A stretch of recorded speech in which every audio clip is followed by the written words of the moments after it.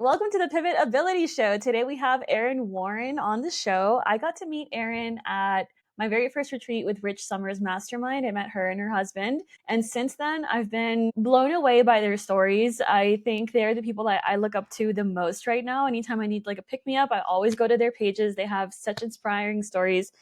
And I'm so glad that you're joining us here today. So, Erin, welcome to the show. Thank you so much for having me. All right. So, yeah, tell us about your story, your background, and then I guess, just take it where you wanted to go. Yeah. So I grew up in Montana and born and raised, and I knew that life was just a little too small for me. I had big dreams and big goals even as a kid, and I knew I wanted to work. I knew I never wanted money to be an issue in my life. I grew up in not having a lot of wealth, and it was a little scarce and kind of instilled this like scarcity mindset in me. And so that was my idea, was that I needed to get out of my hometown. I needed to go to college and kind of create this bigger life for myself. So when I turned 18, I moved out to the Seattle area. I basically packed up my 93 Subaru Impreza with as much as I could fit in there. And I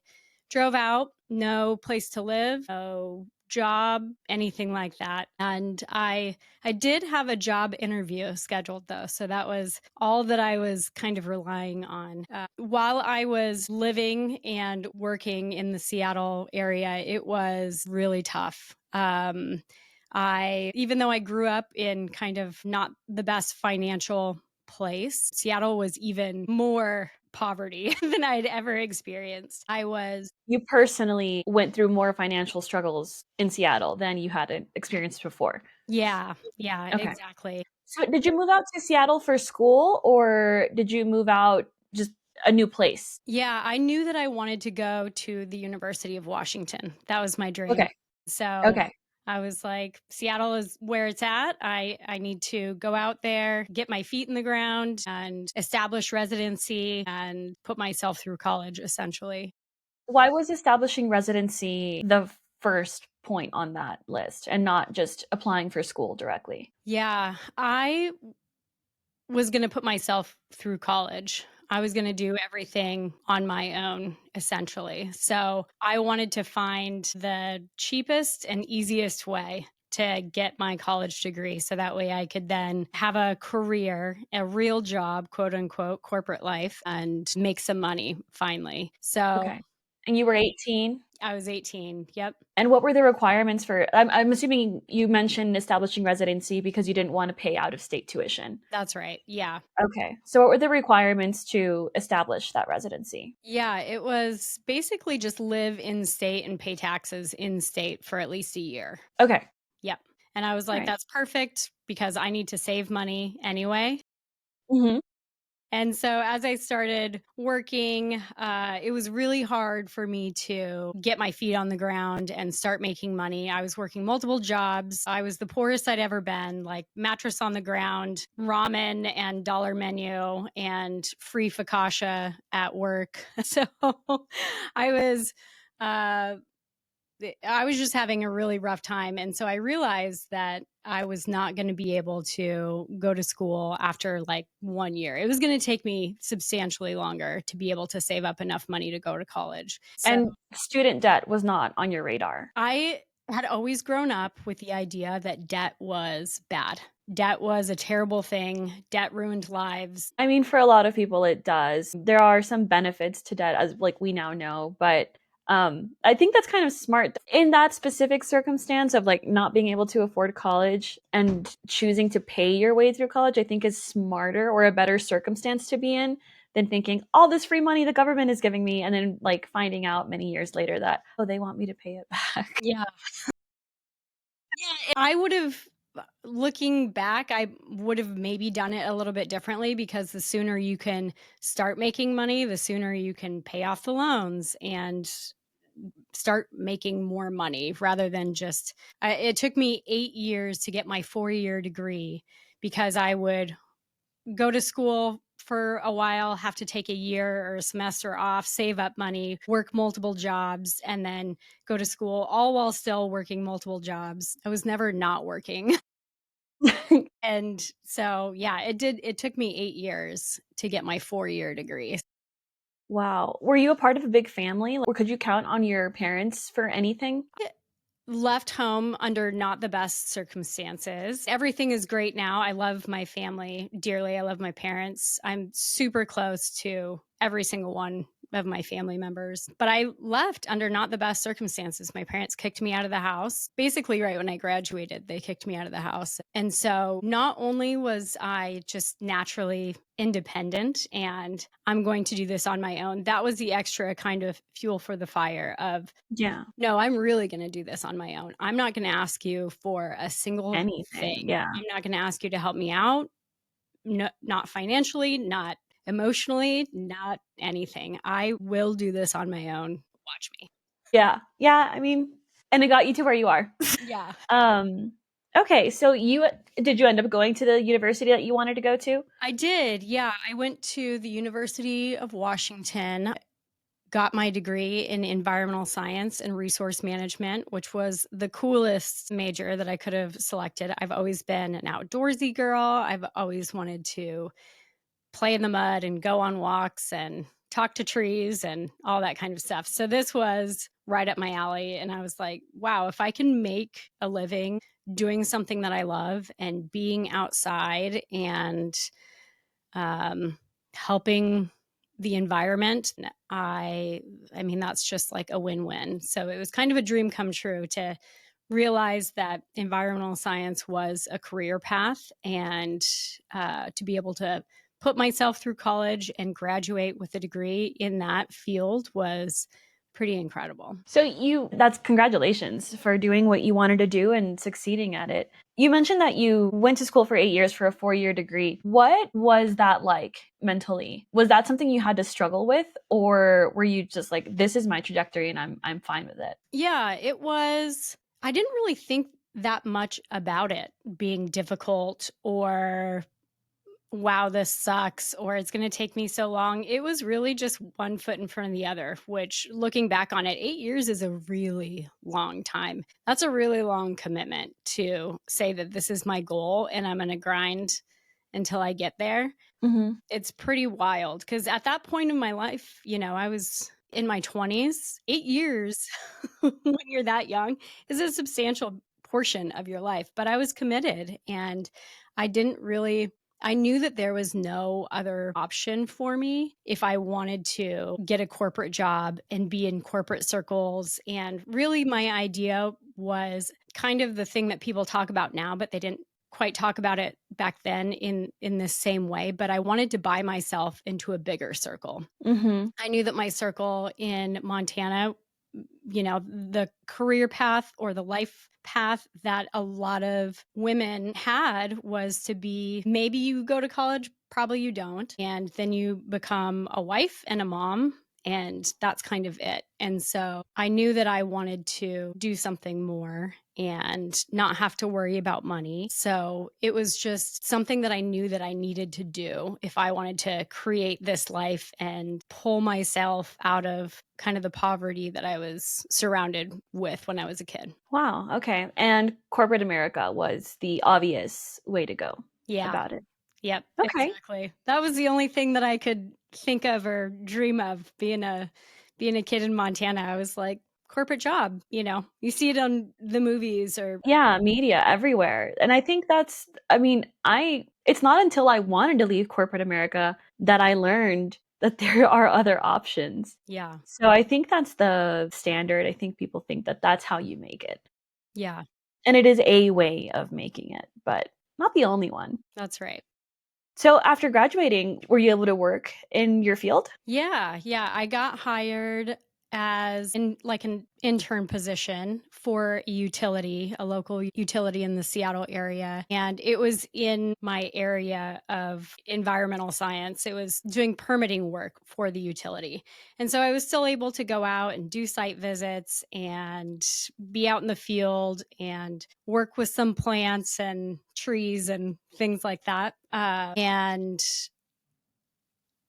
I did 2 back-to-back year-long contracts with this utility, and at that time, they said that they weren't ready to renew my contract due to funding, and so at that point, I got a position working for, an ecologist company, and so that was, like, definitely in my wheelhouse. It was 100% of my time was gonna be in the field, hanging out with plants and animals, scooping up tadpoles, measuring trees. Like, it was my dream come true to be in the field and, like, my hands in the dirt and hanging out with frogs and trees and stuff like that. So Wow. I have one friend who's an environmental scientist, and she picked that because she needed something in STEM, and for some reason that was the right choice for her at the time that she made the decision. Definitely not the right choice for her overall, but we're here now. And she hates going to the field. That is like, ask me to do anything in the office, do not take me to the field. So that's cool that you like to be in the dirt and literally getting your hands dirty. That's fun. yeah. Yeah, and it was a lot of fun. It's very exhausting to be out in the field all the time, especially when the weather is bad. I mean, there were times where I'd be suited up with my, chest waders on and a rubber like galoshes and rain jacket, and you're just out in the pouring rain in the Pacific Northwest for 8 hours stomping around in the mud, and it definitely gets exhausting for sure. But it was fun to be outside. That's great. How long did you stay in this industry? Like, I don't know if you're still working at all today in that same field, or how long were you in the industry? Yeah, yeah. So I worked for that company for a couple of years. And the interesting thing about that was my husband, Cassidy, was working his corporate job at the utility. That's actually how we met, is I was the intern at the utility. He was an engineer at the utility, and we got put on the same project. So he was still working that position. I was working my ecologist job, and I had 2 weeks vacation for a year. And Mhm. not only was it like difficult to think about just only having 2 weeks off, my husband Mhm. had been working for his company for at least 5 years. So he was getting like five weeks paid vacation. And I remember it was right after we had gotten married, and I was working for this ecologist company. And I said, we're going to be taking 2 weeks off to go on our honeymoon. And my boss was so pissed at me for even wanting to take time off. And then I realized that after we had come back, wow, now I have to work like another 8 months with no time off. And so this idea of working Monday through Friday, 9 to 5, to get 2 weeks off was just not gonna work for me. And it wasn't gonna work for Cassidy either. It wasn't gonna work Mhm. for my husband. It was like, "Hey, I've got 5 weeks off, so you need to figure this out. Otherwise, I'm gonna start taking trips without you. And I don't want to. I want you to come with me, but I'm not gonna just like spend 3 Waste, yeah. spend 3 weeks of my vacation sitting at home while you're working your job." And so that's kind of what spurred the conversation of we need to think about something else. And we wanted to take a year off and go live and travel in our van and just spend time together because we were totally burned out on this corporate life. I knew that I needed more time off. And it was kind of just like a little bit of a reset where we were intending it to be a little bit of a reset of reevaluating our lives and what we wanted to do. Um, and so we set a date on the calendar, and we every dollar that we made went to our savings in support of this van trip and to take a year off. And we quit our jobs. And day one in the van, my husband looked at me and said, "What do you want to do with the rest of your life?" And I said, "I want to own cool houses across the United States and make money off of it." And Wow. yeah. And that was That is a big statement for, like, just quitting. Yeah, it really was. Especially we were so overwhelmed with work and prepping for the trip and getting everything ready that it's almost like you can't even think. You can't even think outside of what is directly in front of you. And so it's interesting that that kind of epiphany came to me so early on Mhm. on the trip, that it wasn't even like I needed a couple days to decompress from the trauma of corporate life. So what's fascinating to me is that there's this disparity, right, between your 2 weeks and his 5, and the solution is let's both quit. Yeah. It's not let me go find another job that is going to give me more time off or, which I think is the way that it would usually go. So whenever you brought this idea up to him, what was his reaction? He was totally down. He was just like, he knew that he needed a different option as well. He was burned out in his corporate life. He kind of saw the writing on the wall as far as like, sure, you can move up the corporate ladder, and he is primed to do so. Of course, he's going to do that. He's just one of those guys that like he sees something and he's like, I'm going to go get it. This is what I'm going to do. But looking at all the executives kind of in that trajectory for him, he realized that they weren't any happier. They were just as stressed out. They weren't any healthier. They didn't get to see their families as much as they wanted to. And he was just like, what is this all for? Yeah. So I can move up the corporate ladder and become a CEO and still not get to see my family as much as I want. That's just not the life for me. So we were both hitting this burnout and realization of the corporate structure wasn't going to be for us. We weren't going to be happy no matter how far up the ladder we had climbed. Yeah. And I know that like from hearing your other episode that you were on, by the time you guys quit, you had already experimented with short-term rentals by renting out your spare bedroom on Airbnb, is that right? Yeah, that's right. This was a long time ago. This was, I think, like in 15. Airbnb was still pretty new. And it's called house hacking now. At that time, it didn't even have a term like that. But we were just like, let's try this out. Let's see if we can try to help cover our mortgage and Mhm. save money to fund this van trip. And yeah, we rented out our spare bedroom. It was a 2-bedroom, 1 bathroom, less than 1,000 square foot condo. And we were renting out the spare bedroom, I think like $35 a night when we first started, and sharing a bathroom with the guests as well. Okay. So, Was that a little strange? Like having some, because it's one thing I think if it's like a long-term stay, like a month or more, like you get to know the person and like, because bathroom I think is like a very personal space. Not that you're like in it with them, but still.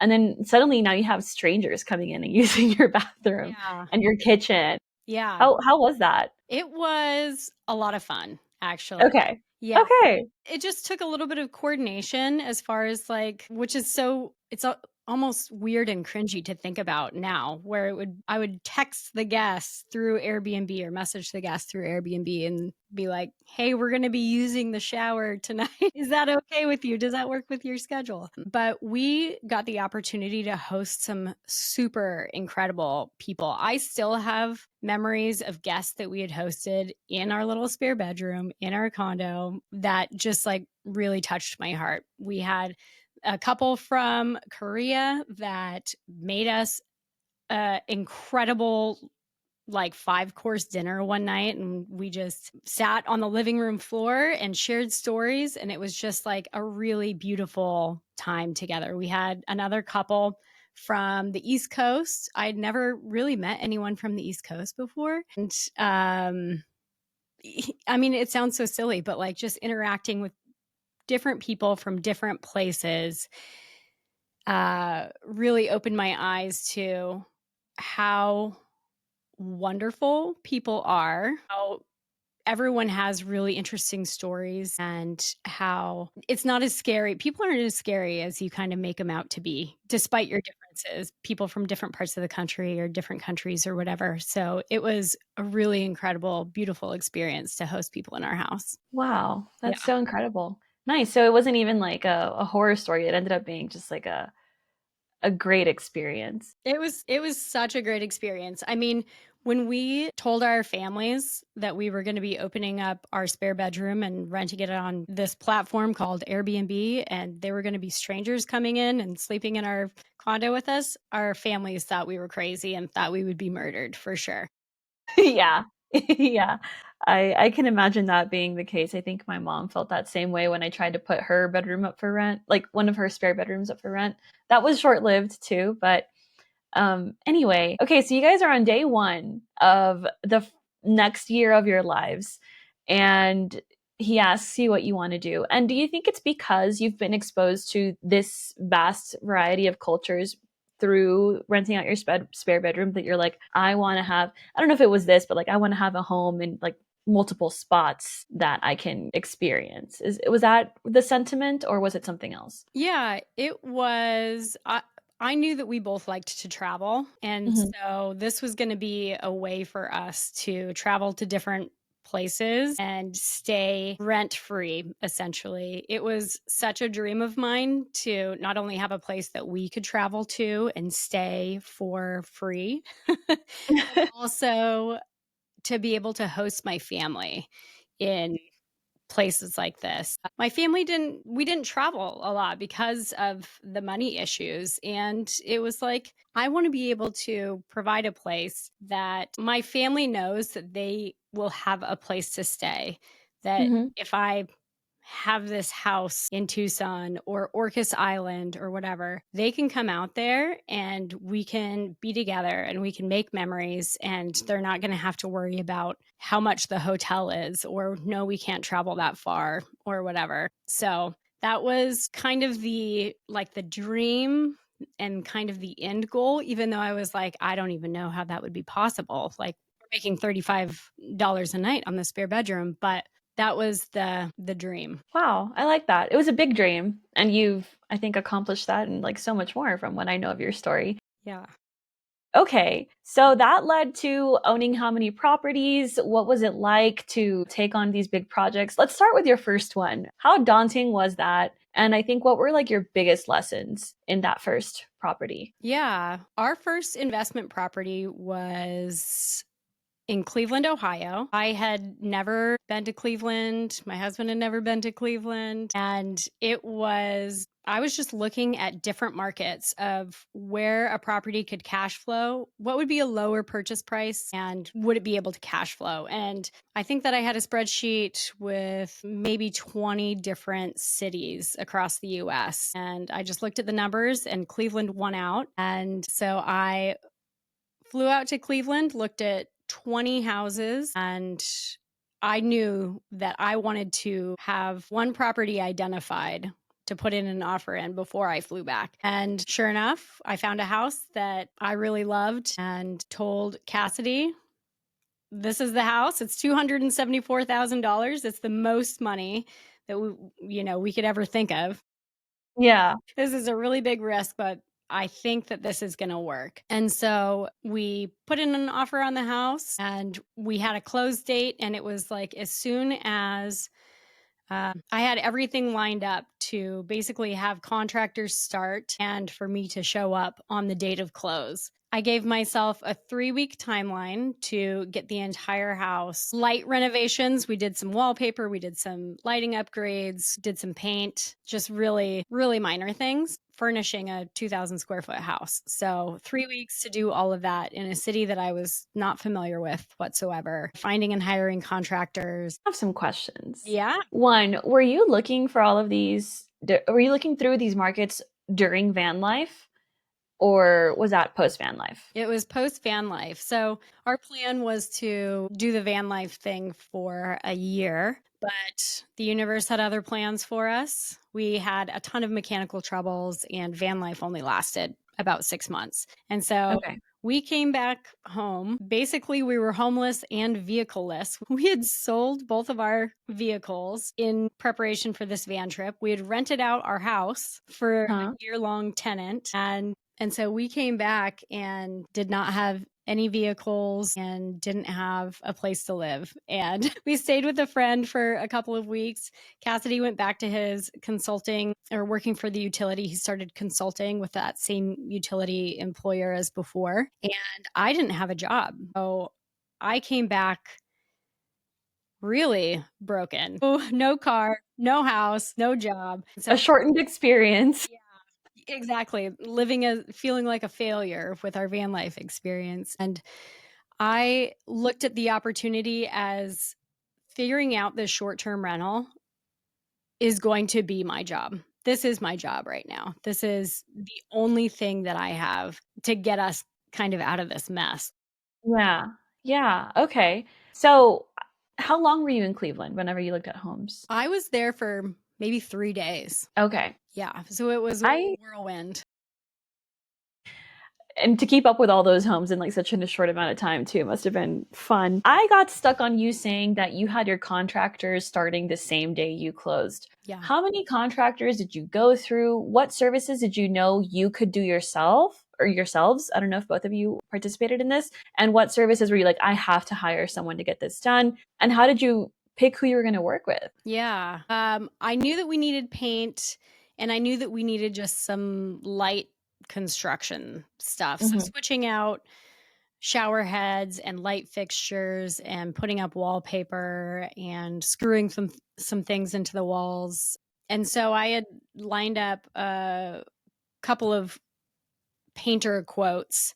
And yeah, as soon as I got the keys, I opened the door and I had like someone waiting at the door to give me a quote for the paint. And so we ended up going with someone for the paint job. And she said, "Hey, there's this person that I've worked with quite a few on all my other paint jobs, and he's good at doing kind of the basics. So if you want to give him the job, that would, I recommend going with him." So he's actually who we ended up going with. And because it was such minor construction, it Mhm. it was okay. It felt okay kind of taking a risk on an unknown, someone that we didn't have, like, we couldn't, like, look at their Yelp reviews or whatever. It was Yeah. word of mouth was good enough to do Mhm. kind of this bare bones construction, minor construction stuff. Were you guys in Cleveland for this, or did you just kind of, like, open the place up and let me know when you're done? Yeah, I was there. I was gonna be there the full 3 weeks on my own while Cassidy was back working his job.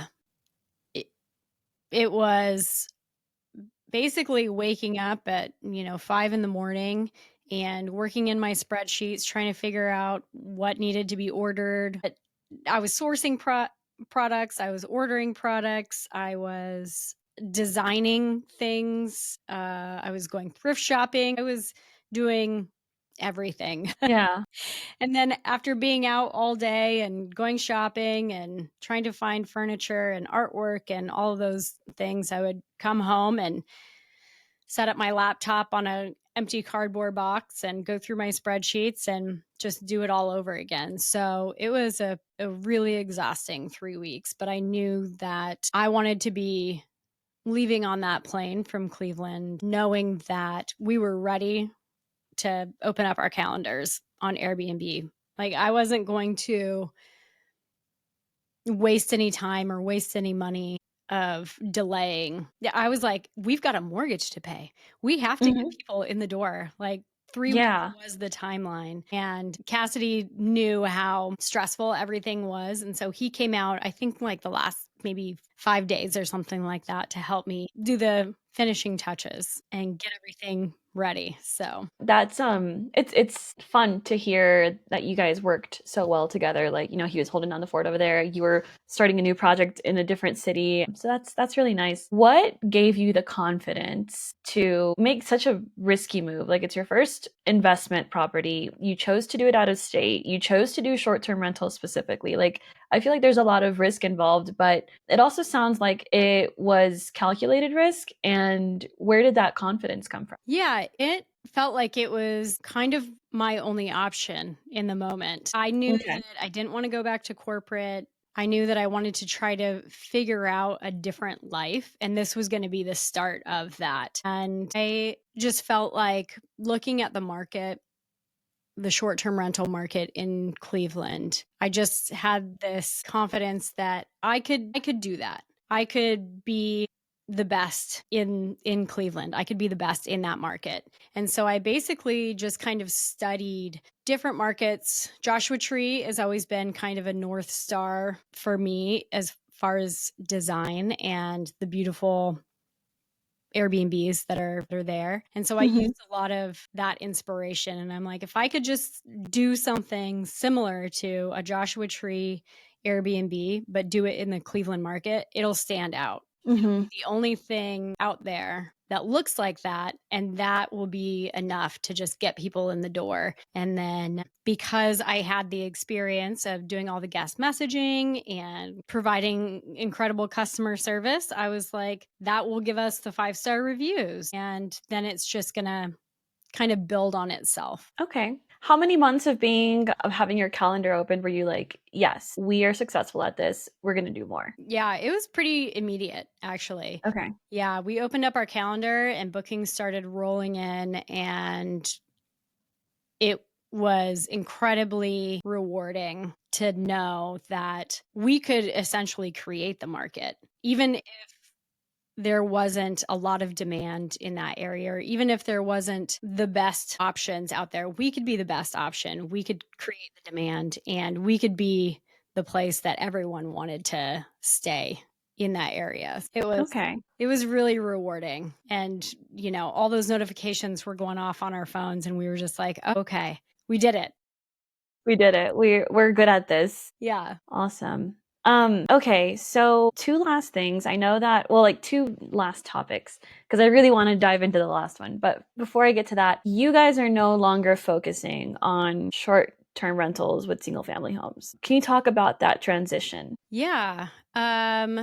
So over the last 5 years, we purchased 9 homes. And so it was basically 2 homes a year. Every 6 months, we would buy a house, do all the renovations, and operate it as a short term rental, all while still working our regular jobs. We were both consulting for the utility company during this time as well. How do you get into consulting? Yeah, it was kind of just after we had come back from the van life experience, Mm-hmm.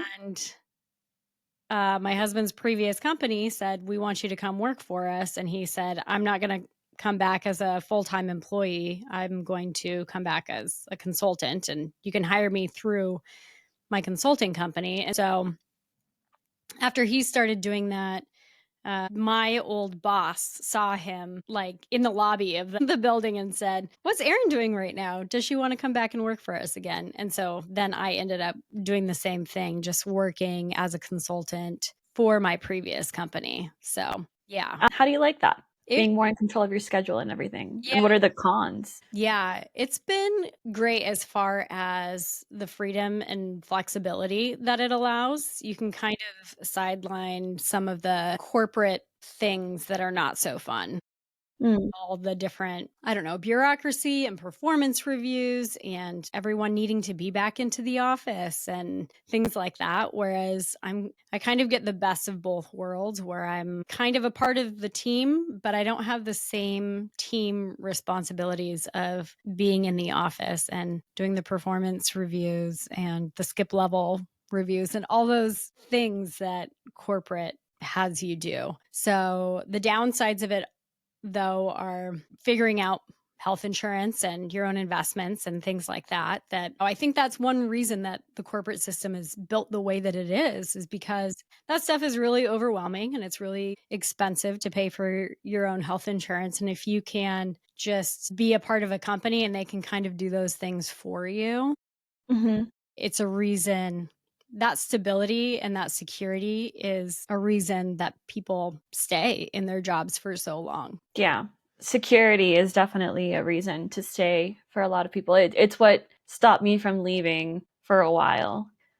Um, okay. So I interrupted you. We were talking about you transitioning out of single family homes. You bought 9 homes in 5 years, which is a lot. And the first thing that comes to mind when I hear these numbers is with what money? Like, how does one save for that many down payments, especially on an investment property? Because those are not your 3 to 5% properties. That's right. Yeah. Basically, any money that we were making from the consulting business, through our consulting jobs, and through Airbnb, the cash flow on the other short term rentals, we would funnel all that money into our next investment. So we were not really, On a mission. we were on a mission.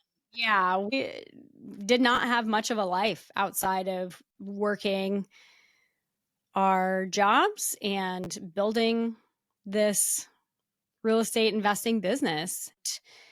It was a lot. And after the last one, so our last property that we put in service was April of last year, 2024. And this was number 9 in the string of them, and we had both just really hit a wall. We were both completely burned out. We were working our corporate or consulting jobs, and our health, our mental health had taken a dip, our physical health had taken a dip, our relationship had taken a dive. We were just like, we can't, this is not sustainable. Sustainable. Yeah, like something's going to break, and it feels like it's going to be me, is kind of how I was feeling. And so we pushed as hard as we could on that last project, knowing that it was going to be our last project. And at that time, right before we had put that home into service, Cassidy said that he wanted to start focusing on hotels and other kinds of real estate investment. Just like we had kind of felt like we had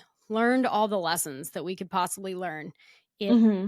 single family residential. And we just felt like we were experiencing the pains of a small business. And we had built this thing, but it had all of these issues of, I don't know, not being big enough to hire professionals to help, Mm-hmm. but where we were still like in the business. It was Yeah. basically Is built ourselves another job in a way. right.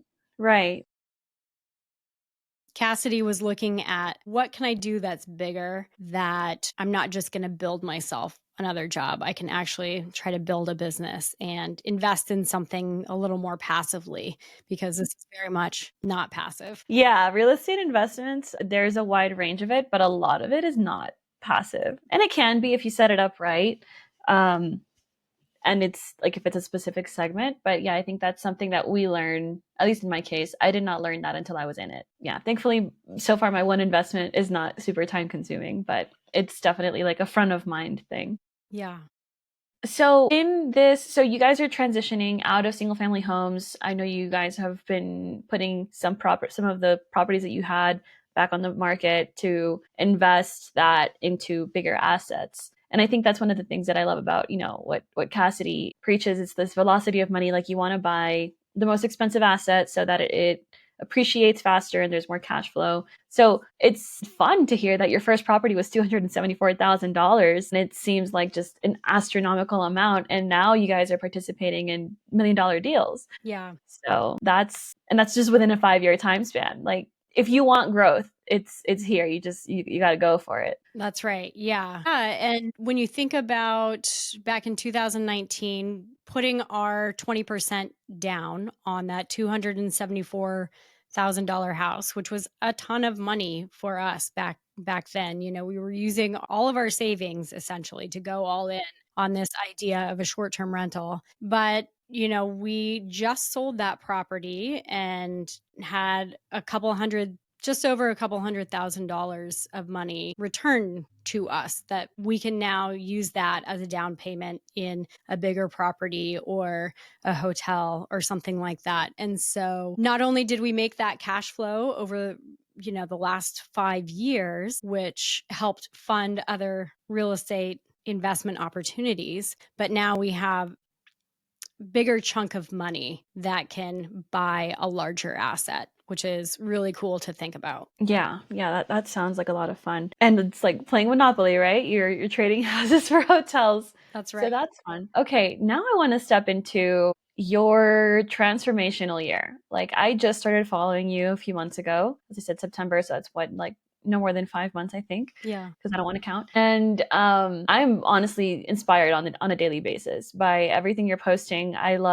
think most of your posts are really geared towards physical transformation. And I love seeing how graceful you are with the fact that this is a transformation and it's not going to happen overnight. I guess, can you talk about why this is so important in your life right now? Like where you come from and what your goals are and all of that? Yeah. Yeah. So in April 2024, like I said, we had finished that project, and mentally, physically, emotionally, I was not in a good place. I was very unhealthy, and my body and my mind were just completely exhausted. And I was still trying to do certain things like training for a triathlon and had some really big hikes that I was planning on doing. But it was definitely not a holistic mindset of trying to be better. It was just trying to accomplish this next thing. Let me just try to prove that I can do this thing. And it almost had Proof to who? proved to me, yeah, Okay. proved to me that I could do it.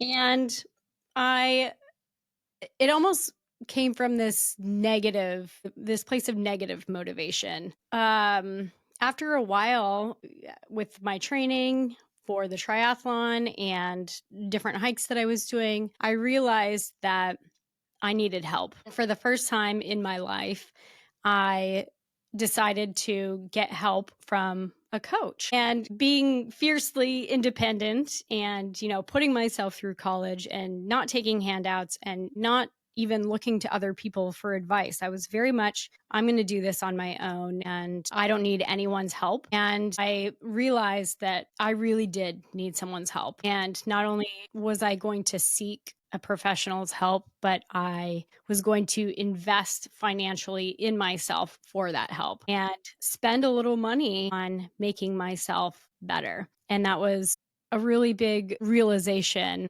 just that I'd never done that before. And it was a really big deal to think of myself as worth it to do that. Okay. And then also to humbly say, I don't have all the answers, because that's not how I had previously operated. What was the light switch? Like, because that's a really hard thing to overcome. That I can do it myself, and then having to accept maybe I could use some help. Yeah. I think I had just hit kind of a rock bottom of sorts. I know that everybody's rock bottom looks completely different, but mine was more in just the feeling of hopelessness. And, I just felt like I didn't have the skills or the energy or anything to kind of pull myself out of this. It felt like everything that I had tried before wasn't working. And finally, I had decided that April was going to be my last project. And I finally have a little bit of mental space to think about my life and what I wanted it to look like and think about who I wanted to be as a person. Mhm. Whereas the last 5 years, I honestly didn't even have the time to think about that because we were just going project after project and working so hard on building the business. Yeah, having the mental, I don't know, freedom and space to even think about that was big in just helping me realize that I did need help. When you say that you needed help and that you were going to invest in yourself, was this conversation with yourself strictly physical, or was it something else that came about first and then other things followed? It was strictly physical first. Okay. Yeah, because I have been active like almost my whole life. And I really love being outdoors. I really love hiking and biking and swimming and doing all of those things. And even though I do all of these things, I didn't feel like my physical body represented how I felt and the outdoorsiness girl that I feel like I am, Mhm. you know. Did you feel like your body was hindering you from doing things that you wanted to do? Yeah, it made me feel less free, I would say. Just I didn't have the strength and I didn't have the freedom to do the things that I wanted to do and wear the things that I wanted to wear and be as maybe confident as I wanted to be. How old were you? How old am I? How old were you at this point? Like, end of the ninth house, Yeah, aha moment? 41? Okay. Was it the first time that, like, you had this disconnect between where your spirit was and where your body was? I think so. Yeah, I think so. And I think it was a culmination of different things in my life kind of coming together. Um, the time, the energy, the life that I had lived, and really realizing that I needed to do something more for myself. that it was. Okay. And you hired a health coach or a nutrition coach, both? What was your first hire? Yeah. Well, Cassidy had joined Dan Martell's elite business coaching program. And Dan Martell had gone through his own physical transformation. And his story kind of resonated with me that he was doing triathlons and Ironmans. And he's a super active guy, but he didn't look the way that he wanted to look. And Mm. I was like, yeah, that definitely hits home. Like, Mhm.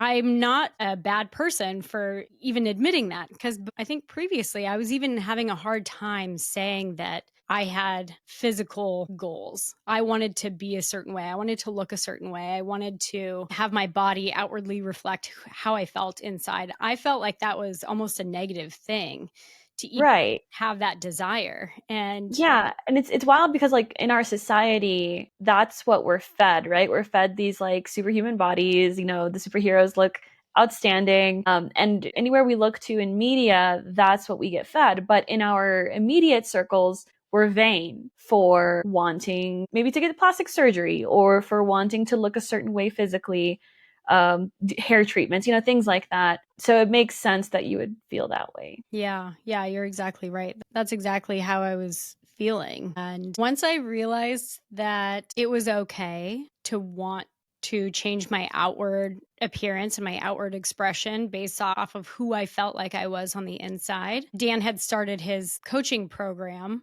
through his trainer that helped him through his transformation. And so I decided to join that program.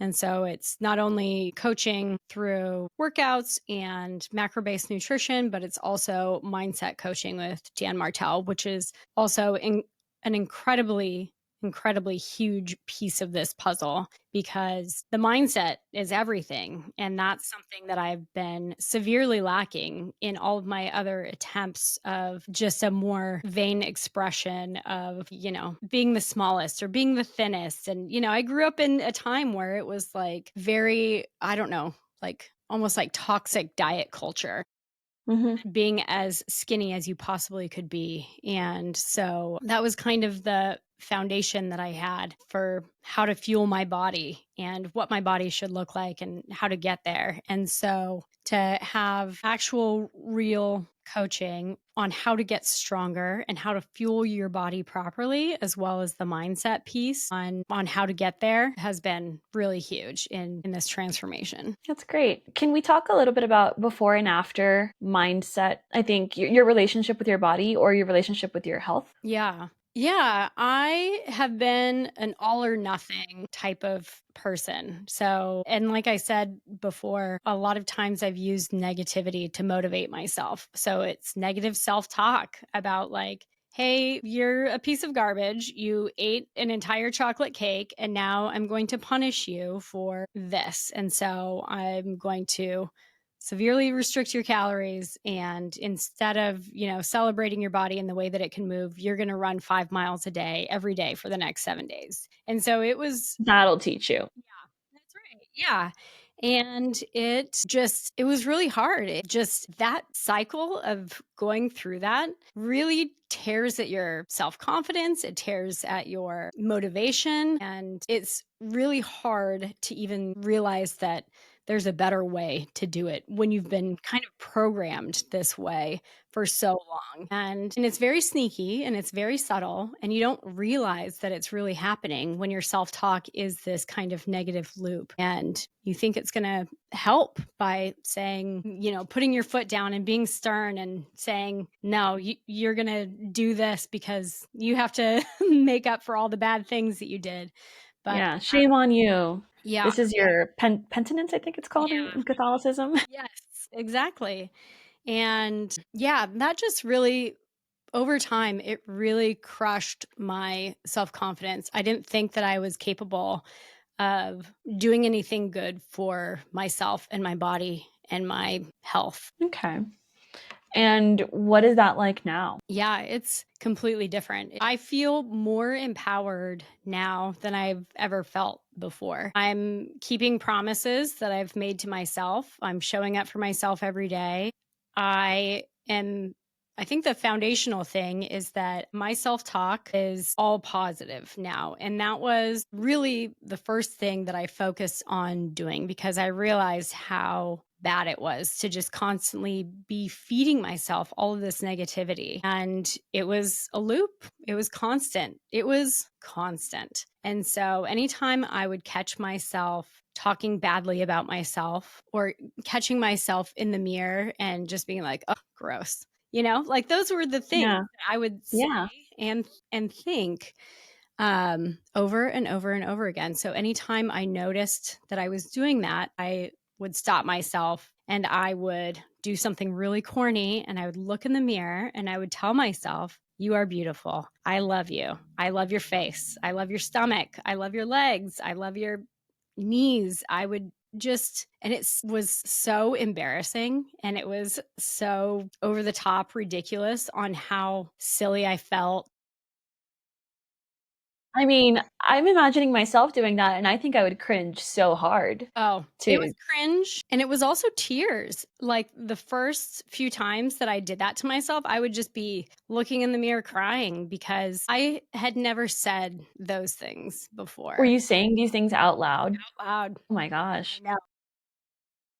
Wow. And so you would catch yourself thinking these things and you would say this out loud. And I'm sure the first few times were harder, but eventually, what progress did you notice on hearing yourself praise your body for what it does do? Yeah, it changed everything, really. And this was even before I had started the program with the coaching. It was something that I had realized that I needed to do and was a real problem for myself. So even before I started this physical transformation, I started this positive self-talk. And so this was when I felt physically at my worst. I was not proud of the way that I looked. I was really hard on myself for being completing a triathlon and doing a really great job and riding the Seattle to Portland bike race, 200 miles on my bike and looking the way that I did. Like I felt really terrible about myself. And I just said, you know what?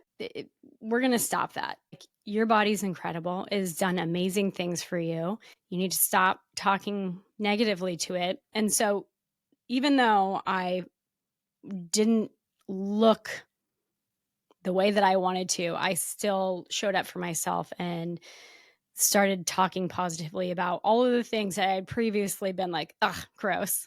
Then changed that to a positive thing. And so once I had kind of built that foundation, even though it was cringy and emotional and felt a little performative at the beginning, I started to believe it. I started to believe myself, and the gratitude and the appreciation really started to show up. And I think that without that foundation, I don't know if I would have felt the worthiness to be able to even spend money on the coaching program and take Mm, that next step. But it was because I had been kind of loving myself so hard in the space that I was in that I felt worthy enough to invest in making myself healthier. I love that. Yeah. I think the parts that I enjoy consuming the most from your content is like it's fine if I can't get my handstand yet. Like my longest handstand was just 5 seconds and then sometimes they look like this and that's a really good reminder for me to be okay with not being as strong as I think I should be. Yeah. Because that has been my struggle physically for a while, but it became like really prevalent in my later 20s. I've never really been an active person. I think right now is the most active I've ever been.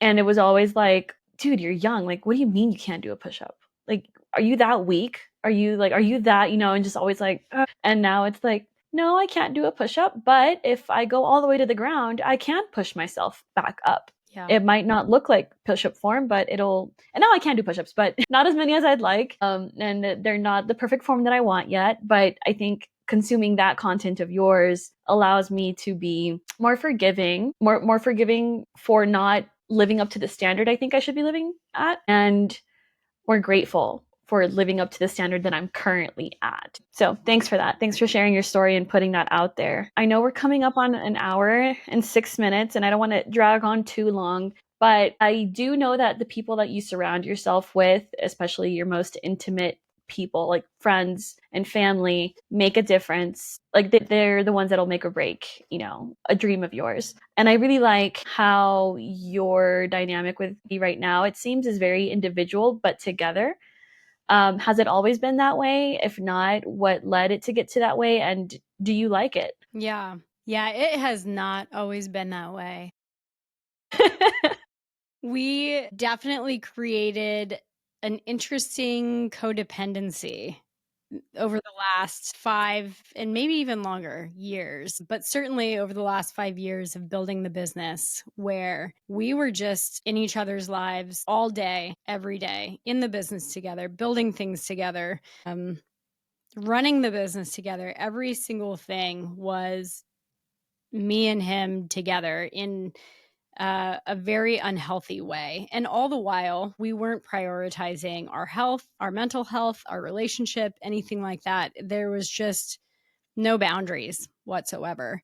It, and that could look like waking up at 6 in the morning and having a conversation before either of us have had our coffee about the stuff that we have to order for the house that we're putting together. And then going to bed at 11 o'clock at night and doing the same thing. Like there were just no boundaries on what our work relationship would look like and what our marriage relationship would look like. And it made both of those things suffer. Our business relationship suffered and our marriage relationship suffered. And it was in April, or maybe it was a little before April, when Cassidy had come to me with his idea of wanting to start to pivot and invest in hotels.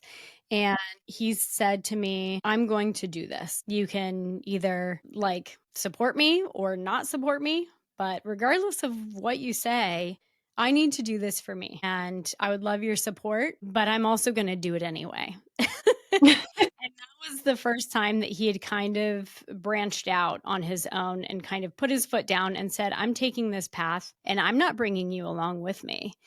And that was super scary for me. It was a little bit of a shock because we had everything up until this point we had done together. It was like traveling in the van together. It was quitting our jobs together. It was the consulting business together, building the short-term rentals, running the business. Every single thing was together. And I just needed to I was so exhausted at that point that I was just like in a place where I was like, I couldn't join you even if I wanted to, even if I wanted to like, no, bring me along with you.